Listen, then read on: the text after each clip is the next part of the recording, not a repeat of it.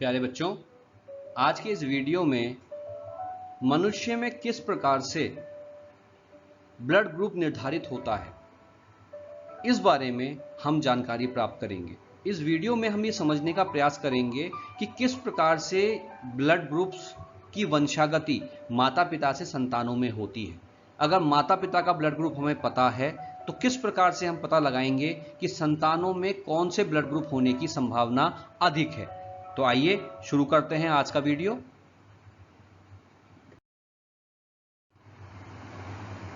देखिए, मनुष्य के अंदर 4 प्रकार के ब्लड ग्रुप पाए जाते हैं।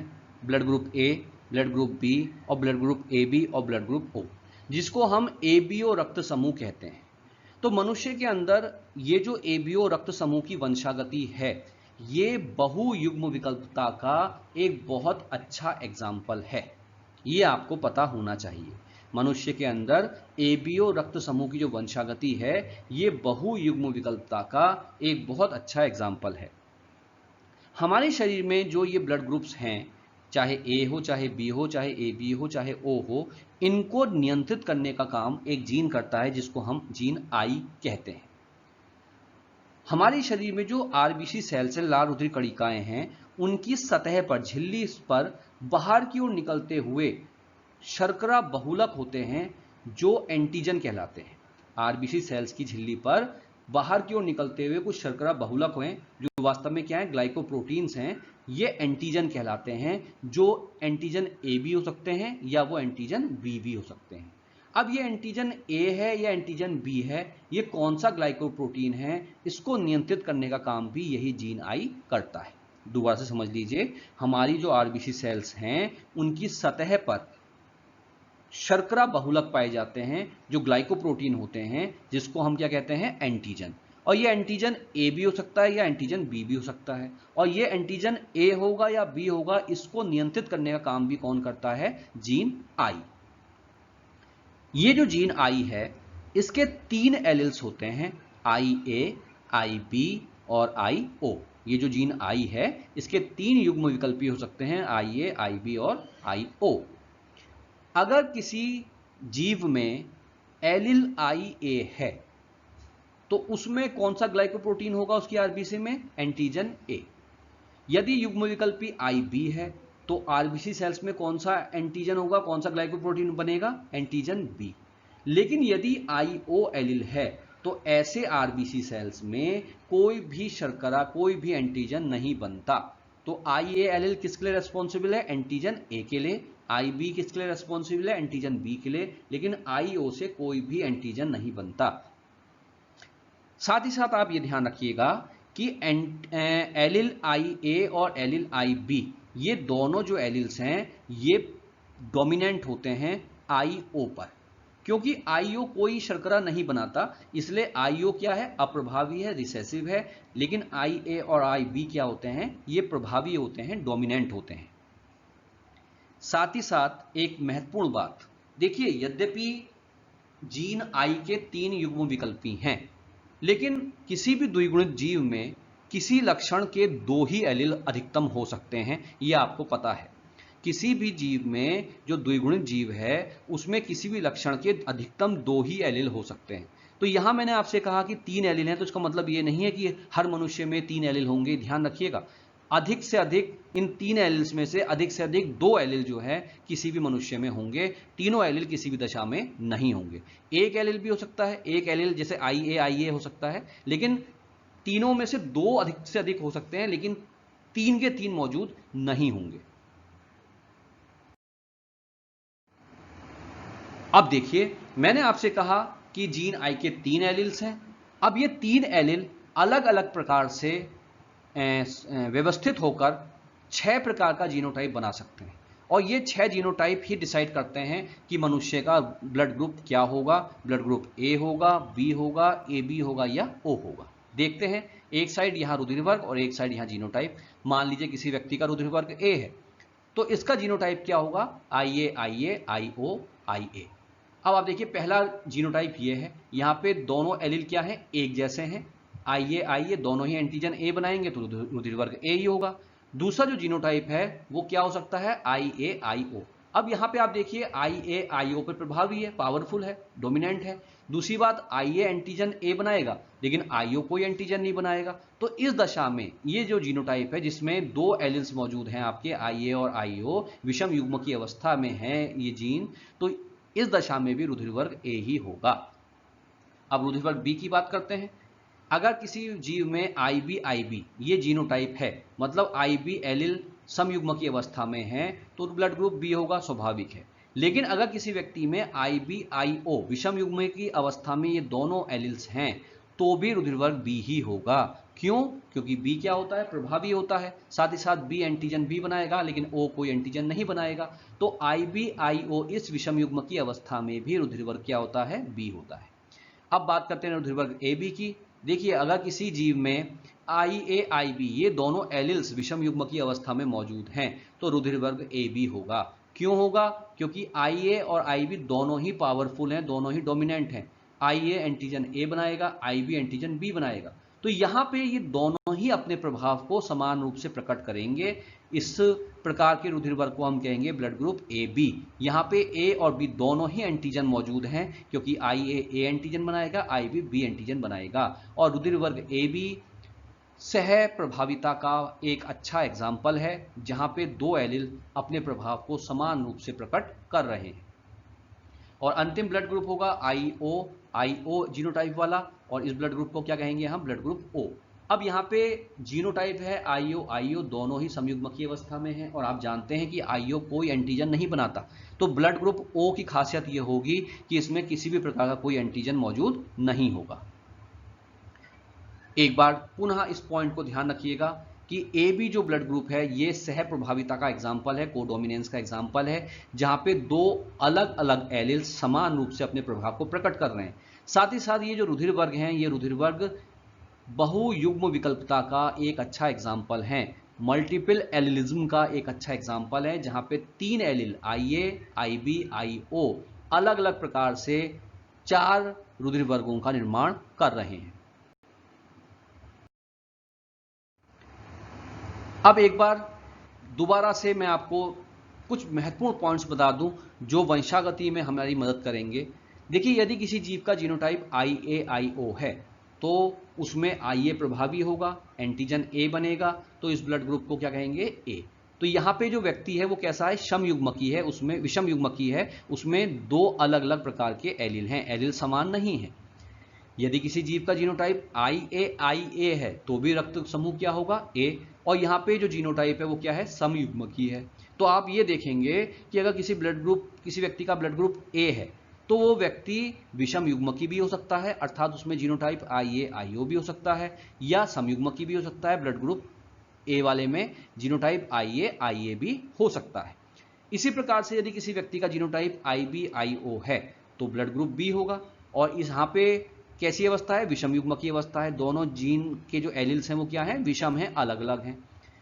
किसी व्यक्ति का जीनोटाइप अगर IB IB है, तो भी ब्लड ग्रुप B होगा। तो आप देखिए, ब्लड ग्रुप B तब भी है जब IB IO है, मतलब जीनोटाइप क्या है? विषम युग्म की। और तब भी B होगा यदि जीनोटाइप क्या है? समयुग्म की, IB IB। तो यह ध्यान रखना है कि अगर किसी व्यक्ति का ब्लड ग्रुप B है, तो दो प्रकार का जीनोटाइप उसका हो सकता है, IB IO या IB IB। और यदि किसी व्यक्ति का जीनोटाइप IA IB है, तो स्वाभाविक सी बात है कि दोनों एलील अपने प्रभाव को दिखाएंगे, तो ब्लड ग्रुप क्या होगा? AB होगा। और अंत में यदि किसी व्यक्ति का जीनोटाइप IO IO है, तो ब्लड ग्रुप हमेशा क्या होगा? O ही होगा। अब हम कुछ केस को लेके चलते हैं, जिससे आपको इन ब्लड ग्रुप्स के वंशागति के बारे में जानकारी मिलेगी। मान लीजिए कोई पेरेंट है, मादा, जिसमें ब्लड ग्रुप क्या है? A है, और ये समयुग्मकी है, मतलब इसके जो एलिल हैं वो दोनों कैसे हैं? एक जैसे हैं। इसकी विवाह एक नर से होता है जो ब्लड ग्रुप B वाला है, और ये विषम युग्मकी नर है, अर्थात इसके दोनों जो एलिल हैं वो क्या है? अलग अलग हैं। अब समयुग्मकी है तो इसका जीनोटाइप क्या होगा? IA। और यदि ये विषम युग्मकी B ब्लड ग्रुप वाली है, तो इसमें क्या होगा? एक एलिल IB होगा और दूसरा एलिल क्या होगा? IO होगा। अगर ये समयुग्मकी B ब्लड ग्रुप होता, तो दोनों एलिल क्या होते? एक जैसे होते, IB और IB। अब अगर इनसे युग्मक बनेंगे तो किस प्रकार से बनेंगे? आप देखिए, ये संरचना होगी, इस मादा से जो अंड बनेगा इसमें IA जाएगा, और इससे जो अंड शुक्राणु बनेंगे उसमें एक में IB और एक में IO जाएगा। अब अगर क्रॉस कराएंगे आप तो 4 प्रकार की संतानें बनने की संभावना है आपकी। कौन कौन सी, अब आप देखिए। पहली जो संतान बनी इन माता और पिता से उसमें IA IB एलील हैं, तो इसका ब्लड ग्रुप क्या होगा, AB। इस संतान में IA IO है, विषम युग्मक की अवस्था है, लेकिन IA है तो ब्लड ग्रुप क्या होगा इसका, IA है तो क्या ब्लड ग्रुप होगा इसका, रुधिर वर्ग A। इस संतान में A और B दोनों एलील्स हैं तो रुधिर वर्ग क्या होगा, AB। और इस संतान में क्योंकि IA IO है तो A प्रभावी है और एंटीजन A बनाएगा तो रुधिर वर्ग क्या होगा आपका A। तो यहाँ पे आप देखेंगे कि 50% संतानों में ब्लड ग्रुप क्या है, AB। इस संतान में और इस संतान में ब्लड ग्रुप क्या है, AB। तो 50% संतानों में ब्लड ग्रुप क्या है, AB, और 50% संतानों में ब्लड ग्रुप क्या होगा, A होगा। अब हम चलते हैं दूसरे केस पर। मान लीजिए कोई फीमेल है, कोई माता है जिसका ब्लड ग्रुप क्या है, A है, और ये समयुग्मकी अवस्था में है। इसका विवाह एक नर से होता है जिसमें ब्लड ग्रुप B है और वो भी समयुग्मकी अवस्था में है। तो इसका जीनोटाइप क्या होगा, IA, और समयुग्मकी नर है, ब्लड ग्रुप क्या है, B, तो इसका भी क्या होगा, IB। तो इससे जो गैमेट्स बनेंगे दोनों में IA होगा, और इससे जो गैमेट्स बनेंगे दोनों में क्या होगा, IB। अब इन नर और मादा में अगर क्रॉस होता है तो पहली संतान ये बनी, दूसरी संतान ये बनी, तीसरी संतान आपकी ये बनी इस जीनोटाइप वाली, और चौथी संतान आपकी ये बनी। अब आप देखिए इन चारों संतानों में एलील IA और IB दोनों मौजूद हैं, इस संतान में भी, इस संतान में भी, इस संतान में भी, इस संतान में भी। तो ये चारों संतानों में जो रुधिर वर्ग पाया जाएगा वो क्या पाया जाएगा, रुधिर वर्ग AB। तो 100% संतानें रुधिर वर्ग AB वाली होंगी यदि माता और पिता दोनों समयुग्मकी ब्लड ग्रुप A और ब्लड ग्रुप B वाले हैं, तो 100% संतानों में ब्लड ग्रुप AB पाया जाएगा। तीसरा केस लेते हैं जिसमें मादा जो है ब्लड ग्रुप AB वाली है और इसका विवाह होता है समयुग्मकी नर B से। तो जीनोटाइप क्या होगा ब्लड ग्रुप AB में, एलील A एलील B दोनों हैं, और समयुग्मकी नर है तो IB होगा। अब इनसे जो गैमेट्स बनेंगे IA IB, और नर से जो बनेंगे IB। अब इनमें अगर क्रॉस होता है तो पहली संतान, दूसरी संतान, तीसरी संतान और चौथी संतान। अब आप देखिए पहली संतान में IA IB दोनों एलील हैं तो ये संतान कैसी ब्लड ग्रुप वाली होगी, रुधिर वर्ग B वाली। दूसरी संतान में IA IB दोनों एलील हैं तो ये संतान कैसी होगी, रुधिर वर्ग AB वाली। तीसरी संतान में IB हैं तो ये संतान कैसी होगी, रुधिर वर्ग B वाली। और चौथी संतान जो है इसमें IB है तो ये संतान कैसी होगी, रुधिर वर्ग B वाली होगी।